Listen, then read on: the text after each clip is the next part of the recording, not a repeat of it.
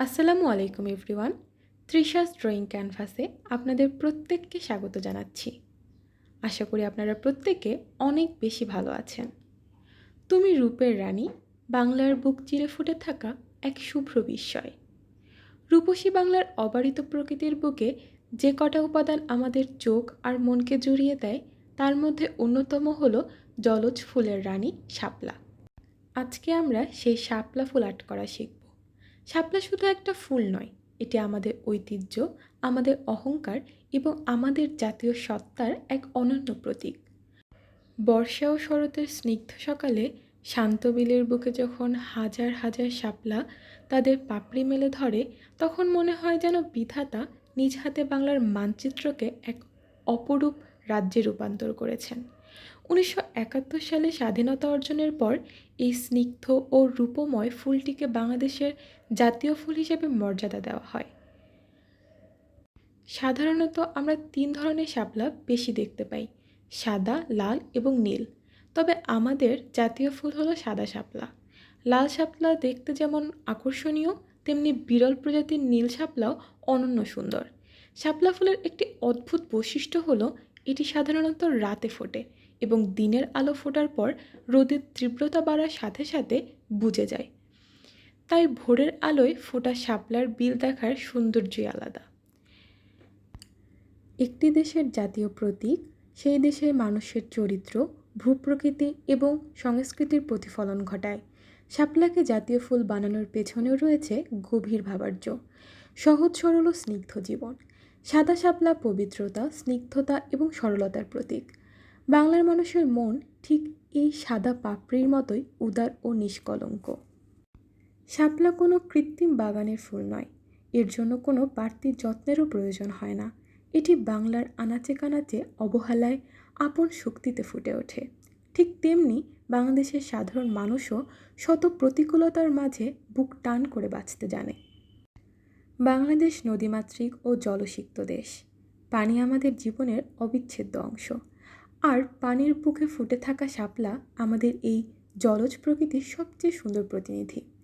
আমাদের জাতীয় প্রতীকে এবং কাগজে মুদ্রায় যেমন ১ টাকার কয়েন বা নোটে শাপলা ফুলের উপস্থিতি এর রাষ্ট্রের গুরুত্বকে প্রমাণ করে। শাপলা কেবল দেখার সৌন্দর্যের মধ্যেই সীমাবদ্ধ নয়, গ্রামীণ অর্থনীতি ও পুষ্টিতে এর ভূমিকা অপরিসীম। বর্ষাকালে যখন গ্রামে কর্মসংস্থান কমে যায়, তখন অনেক দরিদ্র মানুষ বিল থেকে শাপলা তুলে বাজারে বিক্রি করে এবং জীবিকা নির্বাহ করে। তাছাড়া শাপলা একটি চমৎকার পুষ্টিকর খাদ্য। শাপলার নরম ডাঁটা বা বোটা সবজি হিসেবে অত্যন্ত জনপ্রিয়।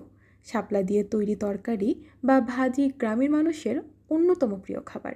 শুধু ডাঁটাই নয়, শাপলা ফুলের ভেতরের অংশ বা বীজ দিয়ে ট্যাপের খই বানানো হয়, যা খেতে অত্যন্ত সুস্বাদু। এই খই দিয়ে মোয়াও তৈরি করা হয়। আয়ুর্বেদিক চিকিৎসায় শাপলার মূল বা শালুকের নানা ঔষধি গুণ রয়েছে, যা হজম শক্তি বাড়াতে এবং হৃদরোগের ঝুঁকি কমাতে সাহায্য করে। বাংলার কবি সাহিত্যিকদের হৃদয়ে শাপলা সবসময় এক বিশেষ দোলা দিয়ে গেছে।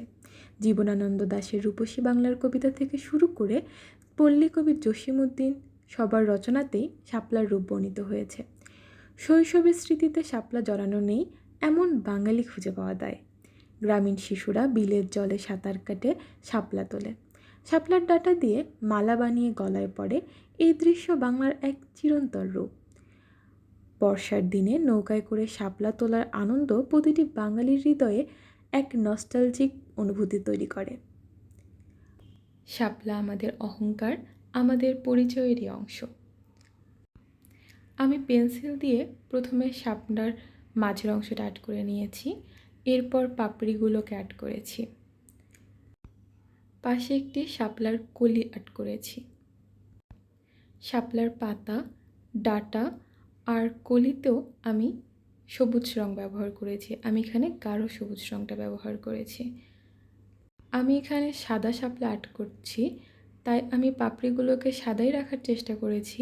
শুধু আর্ট করাতে দেখতে সুবিধা বা দেখতে সুন্দর লাগার কারণে আমি সামান্য একটু বেবি পিঙ্ক কালার সাদা রঙের সাথে মিশিয়ে আমি পাপড়িগুলোতে রং করেছি।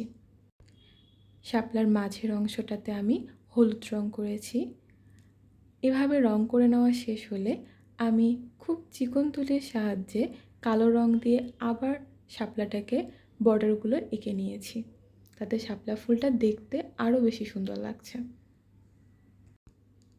ফুলটা এই কালো রং ব্যবহার করার কারণে আমাদের কাছে আরও বেশি ফুটে উঠেছে।